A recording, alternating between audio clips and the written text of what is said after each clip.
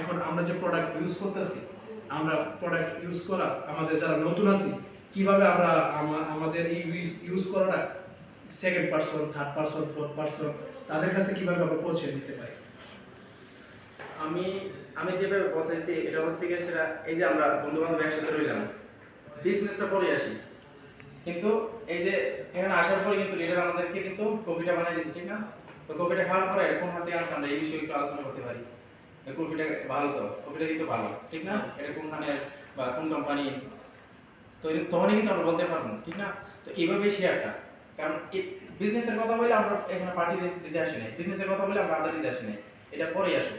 যখন আমরা একসাথে আড্ডা দিব তখনই কিন্তু আমাদের প্রোডাক্ট ইউজ করার মাধ্যমে কিন্তু আমরা শেয়ারটা হ্যাঁ হয়ে যেতেছে। আমি কিন্তু প্রায় সময় এই আড্ডাটা দিই, প্রায় সময় এটা আমি বিজনেস জয়েন করার পরে বেশি আমি আড্ডা দিই কোনো কোনো, মানে যে জায়গার মধ্যে পরিচিত না, আমি চিনিও না, তাদেরকে নিয়েও আসি, যে আসেন একটু আমরা এখানে কথা বলি, আমরা এখানে আড্ডা দিই, প্রায় সময় পার্টি দিই, একলা এলাকার মানুষ, সমস্যা নেই, আমরা এদিকে আসছি, আমরা এখানে কাজ করি।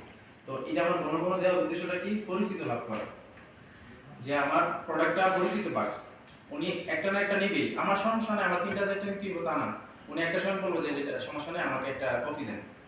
তো উনি কিন্তু বেনিফিট ভালো পাইলে আমি তো তখন বলতে পারবো যে এখানে আরো বিভিন্ন প্রোডাক্ট আছে যেগুলো আপনার বাড়িতে ইউজ করেন, এখান থেকে ইউজ করতে পারবেন।